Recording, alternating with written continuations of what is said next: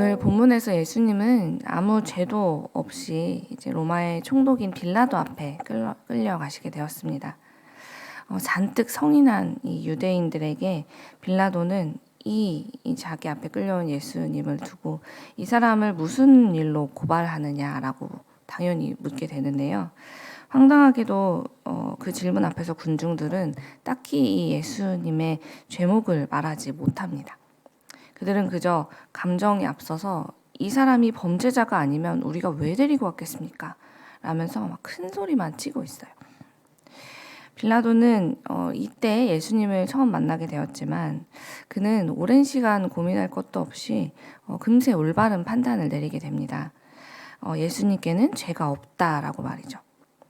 그래서 나한테 오지 말고 그를 데려가서 너희의 법대로 재판해라 라고 말을 하게 되죠. 하지만 많은 사람들이 그의 대답에 대해서, 그의 결정에 대해서 반대하면서 빌라도가 지금 스스로 보고 생각한 대로 행동하지 못하게 했어요. 그러자 빌라도는 다시 한번 이 많은 사람들의 의견에 따라서 예수님을 이제 만나서 예수님께 직접 묻기 시작하죠. 예수님께서는 이제 자신을 만나 직접 대화를 나누면서 빌라도가 스스로 자기의 생각과 그 뜻과 그리고 다른 많은 사람들의 뜻 사이에서 눈치 보면서 고민하는 것을 보시면서 이렇게 대답해 주세요. 오늘 37절 말씀을 제가 읽어드리겠습니다.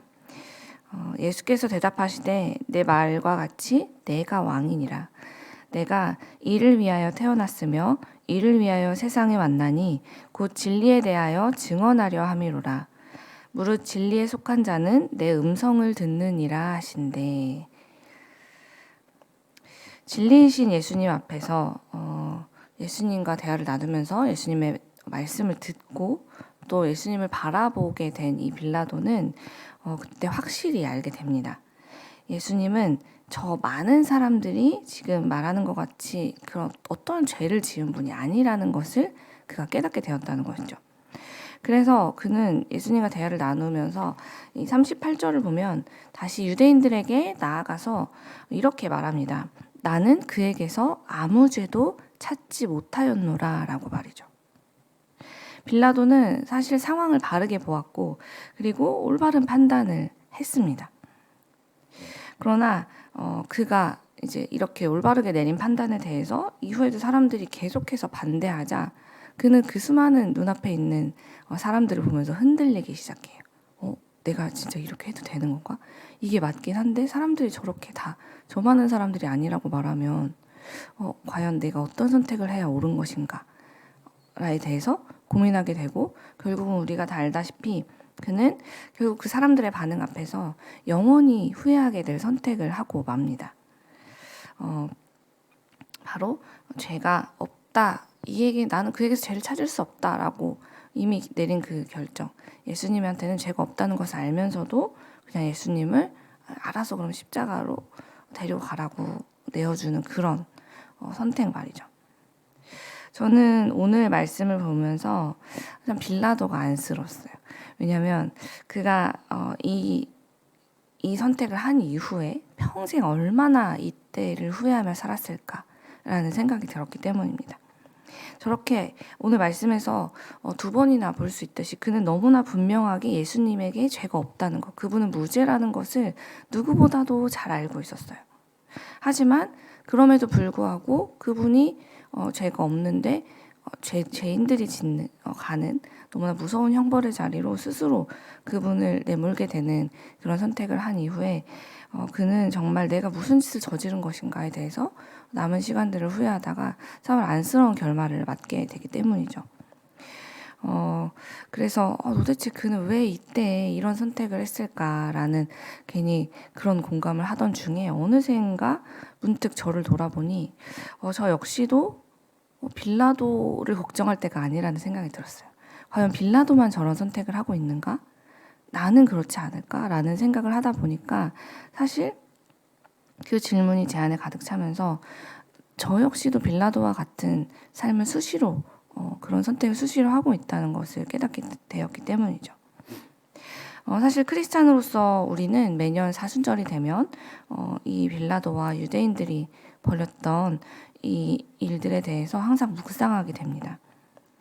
하지만 정작 이 빌라도와 유대인들이 저지른 일들을 우리 역시 하고 있다는 생각을 잘 하지는 못하게 되죠. 얼마 전에 저도 한 세미나에 참석한 적이 있었는데요.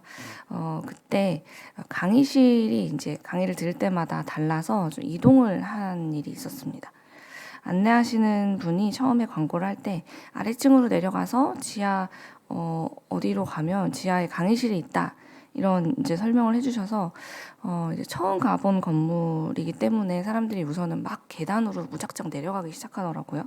그래서 저도 별다른 생각 없이 많은 사람들이 우르르 내려가는 그 길을 따라서 계단을 그냥 하염없이 내려갔어요. 그런데 따라가다 보니까 바닥에 화살표 하나가 붙어 있는 거예요. 화살표는 이쪽 반대 방향으로 나 있는데 사람들은 다 같이 우르르 그쪽이 아닌 계단을 계속해서 반대로 내려가고 계시더라고요.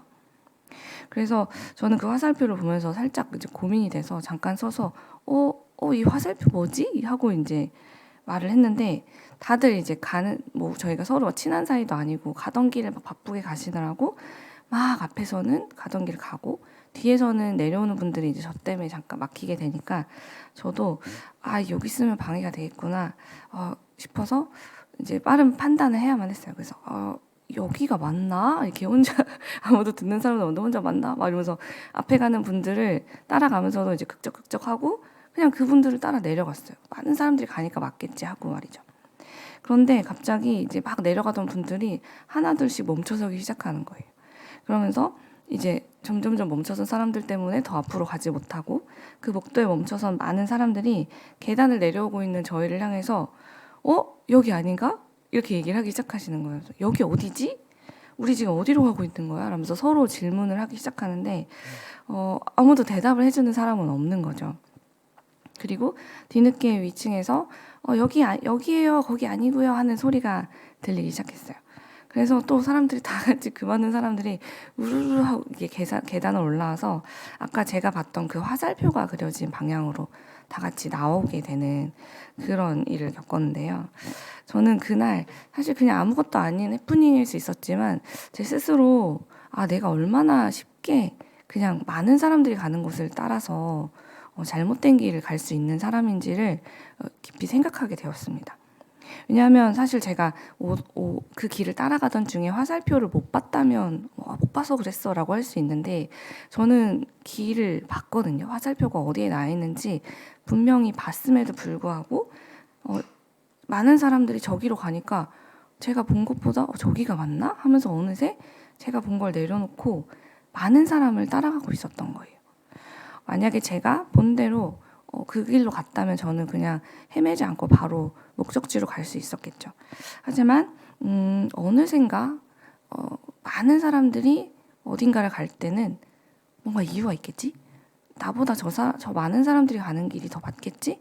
라는 저의 그동안 쌓여왔던 어떤 데이터에 의해 어떤 기준인지 알 길이 없지만 저는 어느샌가 많은 사람들이 가는 길이 맞다는 답을 가지고 있었고 그래서 제가 본 길이 옳음에도 불구하고 그것을 내려놓고 그냥 많은 사람 무작정 따라갔던 저의 모습에 대해서 확신이 없을 때 내가 어떤 선택을 하는가를 좀 제대로 볼 수 있는 그런 계기가 되어서 그런 제 모습을 보면서 오늘 이 빌라도의 모습과 오버랩되면서 스스로 안심할 수 없는 저 역시도 빌라도와 같은 일들에 굉장히 쉽게 빠질 수 있는 사람이구나라는 생각이 들었던 것이죠. 다행히 그때 저희는 뒤돌아 나와서 바른 길로 갈 수 있는 기회가 주어졌기 때문에 곧바로 목적지에 도착할 수 있었지만 사실 빌라도 오늘 말씀 속의 빌라도처럼 우리 역시 그 한순간의 선택으로 인해 그 돌아설 수 있는 기회를 잡지 못함으로 인해서 진리로부터 너무나 멀어지는 선택을 할 때가 참으로 많이 있다는 것입니다. 그저 주변 사람들을 보면서 다른 사람들도 다 저렇게 하니까 나도 그래도 되겠지. 다 많은 사람들이 저기를 가니까 나도 저기를 가면 그래도 손해는 보지 않겠지. 큰 실패는 하지 않겠지라고 생각하면서 말이죠. 그래서 내가 가장 사랑하는 우리 자녀들을 양육할 때도 다들 자녀 교육을 이렇게 하니까 나도 이때는 이 교회보다는 공부에 좀 더 신경 쓰게 하고 그 다음에 신앙생활을 하도록 가르쳐야지. 또 다른 사람들도 이때는 열심히 이 젊을 때는 시간을 아끼고 돈을 아껴서 성공하기 위해서 삶을 투자하니까 나도 젊을 때 열심히 자기 개발하고 또 재물도 모아놓고 나중에 여유 있을 때 신앙생활 해야지. 이렇게 우리는 빌라도처럼 지금 나에게 주어진 진리를 선택하고 그분을 따라갈 수 있는 시간을 내려놓고 지금은 많은 사람들이 다 저렇게 가니까 나도 우선은 대세를 따르다가 좀 잠잠해지면 그때 가서 바르게 살아야지 하는 선택들을 참으로 자주 하곤 한다는 것이죠. 빌라도는 처음 예수님을 만났을 때 그리고 예수님과 대화를 나누면서 잠시라도 그 인격적인 만남을 가졌을 때 분명히 바른 생각을 했습니다. 예수님 앞에서 그분의 마음을 헤아리고 그분의 말씀을 듣고 있을 때는 이분의 말씀이 진리구나, 이것이 옳구나라는 것을 부인할 수가 없었어요. 그래서 나는 그에게서 죄를 찾지 못하겠다라고 아주 올바른 말까지 하죠.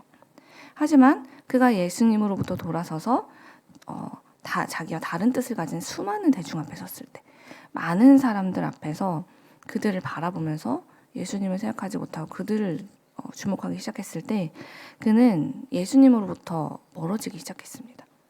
분명 예수님을 보았고 진리가 누구인지, 진리는 무엇인지, 구원이 어디 있는지 그는 깨달았지만 그의 눈앞에서 무리지어서 막 그렇게 하면 안 된다고, 여기로 가야 된다고 말하는 많은 사람들을 보니까 어느새 자기가 보았던 그 진리에 대한 확신이 사라졌어요.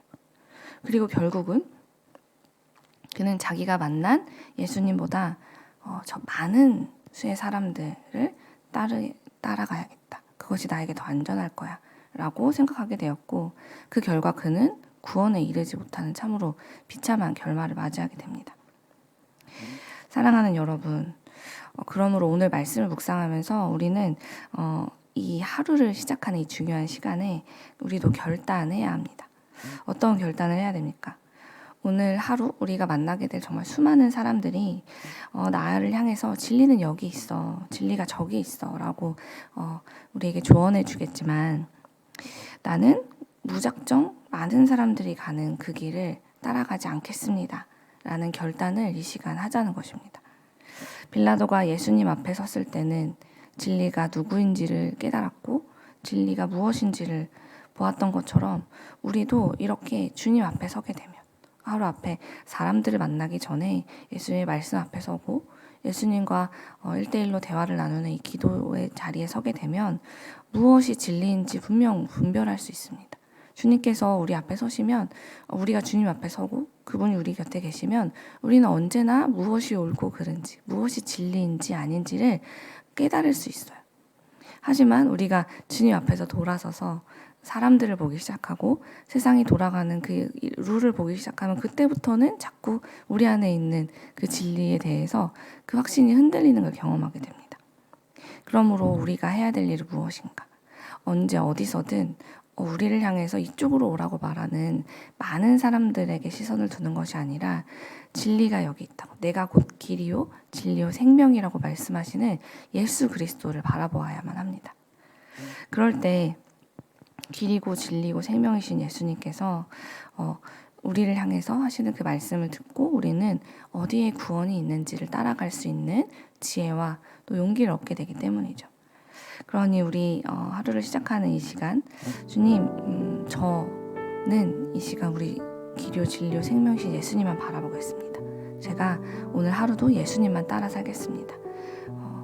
그렇게 기도하면서 우리의 삶을 우리 주님께만 맞추고 그 길을 따라가는 우리 모두가 되었으면 좋겠습니다.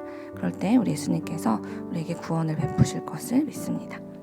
기도하겠습니다.